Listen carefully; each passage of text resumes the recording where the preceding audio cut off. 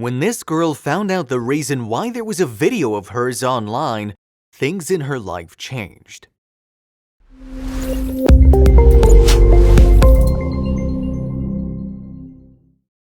There's a myth which people throw around casually that there are 6 other people in the entire world that look exactly like you. If you were living in America and saw some friend of yours told you that they saw a person who looked exactly like you in Japan, would you believe them? One gets to hear that they resemble so-and-so quite occasionally, but having a person look exactly feature to feature like them is rare, unless they're related. But what if they're not? Is it a case of identity theft? Or is the myth true that there is more than one person who looks exactly like us out there? This woman found herself in a situation just like this. Anaïs Bourdier was just a regular student studying fashion in London. She had her quiet circle of friends and enjoyed time with them. There was, however, a sharp turn of events in her quiet life, and in a matter of some months, this student, who was not the most famous person in college, made international headlines.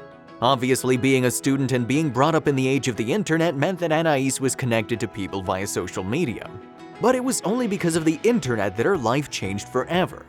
It was supposed to be just another day in London in December 2012. Anaïs was on the bus going to buy some fabric when she got a notification from her friend Kelsang, tagging her in a YouTube video and sharing it on her wall. There was nothing unusual about it. Both of them shared stuff on each other's wall regularly. Anaïs opened the video, and when she realized the reason why her friend had shared the video with her, she froze. But why? The video that the friend posted seemed to have been of Anaïs herself. When she talked about her experience later, she recalled that this was her reaction. "I first thought, who just put up a video of me on YouTube without telling me? This is rude." For some time, she could not figure out what was happening. Why would someone Photoshop her face on another person, because she most certainly didn't remember being a part of any video shoot? Was it a prank? So running through all the possibilities in her head on the bus ride, the destination of which she had quite forgotten now, all she could be certain of was that she had never made a YouTube video that involved her or anyone else for that matter. She thought that someone was playing a prank on her. If that was the case, how to get to the bottom of it all? She had a sleepless night. Anaïs Bourdier reckoned that she was being a victim of identity theft. In typical identity theft cases, the culprit uses the name and personal information of another person to steal money. If this was the case here, why would someone steal Anaïs's identity and make it public via YouTube video? It didn't make sense. She was just an aspiring fashion designer. Why would anyone do this to her? Internet and social media have made the lives of people easier, but it has its cons too. Online fraud cases on an all-time high, and people come up with the most malicious way to fraud the netizens. Online scamming is a very common practice now. Anaïs watched the video more than once. Anyone would if they thought someone was stealing their identity. When she took a closer look, she was shaken. Everything about the person in the video was identical to Anaïs. The hair, the eyes, even the freckles on the cheeks. But after several times watching the video, Anaïs Bourdier realized that even though the person in the video looked exactly like her, it wasn't her. It was some other person, a crazy coincidence. There was no way to get in touch with them though. No name or any other detail was available about the girl in the video. The video Anaïs Bourdier's friend tagged her in was uploaded by an American sketch comedy production. The only thing that Anaïs was aware of was that her doppelganger had an American accent. But the video was obviously piquing her interest. If you found a person who looked exactly like you, won't you want to know more about them, who they were, where they were? Anaïs's curiosity wasn't really unusual. There was nothing more of substance that Anaïs could find about this woman look-alike. She tried to, though. She watched all the recommended videos that popped up along with the one in which her doppelganger appeared. She went through all the comments on the video in hopes of finding her name or any other information, but no luck. She even showed the video to her parents, pointing out the uncanny similarities. Hardly a month later, there was a development. Next year, barely a month later, the same friend who showed her the video came to her with a fresh piece of information. He found another video in which the same woman was featured. "I've seen that girl again," read the text he sent along with a video link. This excited Bourdier, and she hoped she would at last come close to finding this woman's true name. This was a link to a movie, and right after it finished, Anaïs took to the internet and searched IMDb for the name of the film, hoping to get the name of the actress. And she was in luck. She found out that the name of this doppelganger was Samantha Fuderman, and she was an actress based in Los Angeles. There were other movies and TV shows mentioned which the actress had been a part of, but a piece of personal information about the actress made Anaïs pick up the phone and call her mother. Anaïs Bourdier went through Samantha Fuderman's bio, available online, and for a second she was taken aback. According to the information provided on the net, Samantha Fuderman was born on November 19, 1987, the exact day Anaïs was born on. What more, she was born in Busan, Korea. So was Anaïs. The first explanation, as crazy as it appeared to Anaïs, was that could Samantha be her twin? But there were too many factors that didn't support her theory. Anaïs called her parents up and said this, "Hey, do you remember that girl I showed you on the video? I said she was born on the same day as me, and my mom automatically said, 'Do you think she could be your twin sister?' And of course I said, 'Yes, exactly.'" But the road to finding out the truth of Samantha wasn't really easy.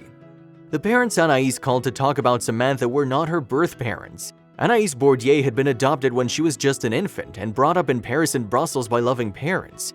According to her adoption documental record, she was born to a single mother in South Korea and didn't have any siblings. She was an only child. The name or a picture of her mother wasn't even in the records. The developments recently, though, got her thinking, was it possible records were wrong? Was she really just the only child of her birth mother? Could it be possible she had a twin or a half-sister she didn't know about that no one knew she knows about? The coincidences were right there, so she wasn't crazy taking the line of thought she was taking. Who could have known that as a student in London, she could be solving mysteries of a girl who looked just like her? Anaïs Bourdier's adoptive parents, Jacques and Patricia, brought her home when she was merely 3 months old. They found her in a foster care center in Seoul. Lovingly, her parents always told her, "You're the child we always wanted." Anaïs had made peace with the fact that her birth mother was never going to be found and she didn't have any siblings to find out about, as she was told when she was an only child. Anaïs was brought up by her parents without any biases, and her upbringing was happy. However, she also remembers that kids around her usually asked why she didn't appear like her parents. Her adoption wasn't really a secret, but it still hurt her. How could she have known that questions about her past will loom on her again in her university days? In the age of social media, it was hardly surprising that when Anaïs searched Samantha on Facebook, she found her.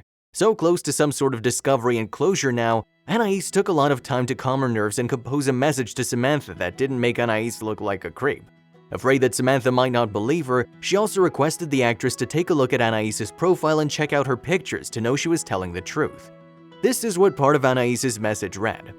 "So, I don't want to be too Lindsay Lohan, but well, how do I put it? I was wondering where you were born?" She was of course referring to the movie The Parent Trap in her text. The ball was in Samantha's court now. Anaïs was afraid that this whole venture was going to be a failure, but she had to try and well, she got a reply. In Los Angeles, after receiving the message on Facebook, Samantha Fuderman thought it to be a stalker who was trying to get in touch with her. This was her first response. When Anaïs's message first appeared, it was a mixture of emotions. I first thought, oh man, some weird person has got a hold of a photo of me. A further thought into it brought out some other observations. After going through her profile properly, Samantha realized that this was no stalker. This is what she thought. She looks so much like me, is this really happening? Furthermore, she remembered her feelings. I was strangely calm but really excited. I was more elated than excited. Then she read Anaïs's message and things started making sense. Samantha Fuderman was also born in South Korea, as we already know, on the same date as Anaïs. The former was also adopted, but she grew up in a place on the other side of the world, in New Jersey. She wasn't a lonely child with 2 brothers, Matt and Andrew, to grow up with. She completed her studies from New York and Boston and then moved to Los Angeles to pursue a career in acting. When Samantha saw Anaïs's message in her pictures, she decided to approach her parents, Judd and Jackie Fuderman, and get their response on the whole situation. Initially, when Samantha confronted her parents, they were cautious, but then she backed her story with a proof of the images Anaïs had sent her and things turned around. Cut to London, Anaïs was constantly checking her inbox in the hopes of receiving a reply from Samantha, and to her surprise, finally Samantha replied. Anaïs was beyond herself. She opened the message box with anticipation to find that Samantha had sent her pictures of her adoption records. Those records revealed something unbelievable. According to Anaïs and Samantha's records, they were both born in South Korea at the same clinic. This was too similar a detail to be just a coincidence. They both developed a correspondence and started sharing information about each other's background, their current families, their pictures, and talked about their upbringing. Then they arranged a Skype call. When they both got on their first Skype call, they were all excited and they couldn't help but marvel at how similar they were. There had been still no official confirmation that they were twins, but what else could justify such a coincidence? They talked every day on Skype for 3 months, when Samantha took things to the next step. It had been 3 months now that Samantha Fuderman and Anaïs Bourdier had been talking on Skype. Samantha decided to fly all the way to London from Los Angeles. She took the entire family along, her parents and her 2 brothers. Samantha was finally going to meet her doppelganger face to face, and on the day of Anaïs's graduation from her fashion school. Now that Samantha and Anaïs had decided to meet, they also agreed on taking a DNA test. They had all the circumstantial evidence that they were probably twins. Now they wanted to have a solid medical evidence that the 2 were actually related by blood. Both the women decided on submitting their DNA samples to Dr. Nancy Segal's lab. The results? Well, take a guess. Samantha Fuderman, along with her family, arrived in London on May 14, 2013. The first meeting was, well, dizzying. How would you react when you see your lookalike walking towards you, not sure if you're related? Samantha said that their first meeting was awkward, like a first date, but they could feel a magnet between them that drew them together. For what seemed like forever, Samantha and Anaïs just stared at each other. Anaïs recalled, "It was like she was my mirror." Just to confirm further, not that what happened till now wasn't confirmation enough, Anaïs poked Samantha gently and they both burst out laughing. For the next few days, they just hung out together. Anaïs showed Samantha and her family around London. Then they got the much-awaited call from the clinic. Both the girls went to the clinic together and met Dr. Segal, who just said this to them: "Turn and hug your identical twin." They had been doubting this the entire time, but having it confirmed, it just knocked them over afresh. It was hard to figure out whether the girls were screaming with laughter or laughing while screaming. But this was not it for the twins. There was something else too. In an interview, Samantha said, "It was weird, but I feel like there was a strange calm and comfort as well, and something I can't really explain." The more the twins sat down to know each other better, the more similarities popped up. They both found out that as kids they were both sort of tomboys. What about their likes and dislikes? Their appearance wasn't the only identical thing about them. They both found out they shared their dislike of cooked carrots and had a similar sense of humor. They understood each other without words, and sometimes they'd plan to meet and come having painted their nails in the same color without planning it. The story sounds amazing, but it's not over just yet. In one of the interviews, Samantha recalled, "I immediately thought she was cool because she made a Lindsay Lohan reference from The Parent Trap. I thought it was cool that we would be twins." Anaïs was beyond happy. "I realized I'd never felt happier," she remarked. They were separated at birth and fate got them together after 25 years. What were their families' reactions? None of the adoptive parents, either of Samantha or of Anaïs, knew their child had a sibling, let alone a twin. So both the families were naturally surprised having found these details out about their daughters. Both the families were overwhelmed and welcoming of the twins. Their reactions were teary. Anaïs's father couldn't control his tears when he met Samantha, and the former's mother said that there was no doubt they were twins. Fuderman said that if they knew about the twins, they would have adopted both of them. The twins said, "Our adoptive families treat each other like family. Our families are super close." Now that they had the support of their families, the twins planned on doing something dramatic. After meeting each other, they both decided to go to South Korea to see if they could find something out about their birth mother. They had little information, a common contact on both their adoption papers, but they decided to give it a try. Samantha contacted the woman enlisted on the documents, but the response wasn't quite what the twins hoped. Samantha observed that the woman's response wasn't as warm as we'd hoped. She further said, "We don't know if she needs time, or it could be that she doesn't want to talk to us. We respect whatever her choice, her feelings, and her decisions are." The experience didn't deter them from loving each other and taking things to awesome levels. The twins couldn't know the reason for their separation at birth, but they wanted the world to know the story of their meeting, of the miracle where twins separated at birth found each other after 25 years. Luckily for them, they'd been keeping a record and documenting their story. The twins had kept a record of the images in their Skype conversations and their overwhelming first meeting and their hangouts and trips together. They decided to compile everything to turn it all into something magical. Well, the story of the twins separated at birth and reuniting after 25 years is obviously a headline maker. The girls were born in South Korea and lived in 2 separate continents. It means that the coverage their story got was huge. From Korea to Europe to US news stations and TV talk shows, they all lined up to get their interviews and increase their TRPs. The girls had a different plan. Samantha had a career in LA. She worked in the film industry and knew that hers and Anaïs's story was interesting. Their real-life story is what the fictional Hollywood movies were about, and she suggested they make a documentary on their journey. They used their images and videos to create a documentary called Twinsters. They could not in their dreams have imagined the impact of their documentary. The 90 Minutes documentary released in 2015 on Netflix. It was premiered at the Southwest Festival, where not only did it receive a warm response, but also an award for editing. At the Los Angeles Pacific Film Festival, the documentary was recognized as the best one at the event. After receiving such a positive response, the twins decided to share their story in other ways.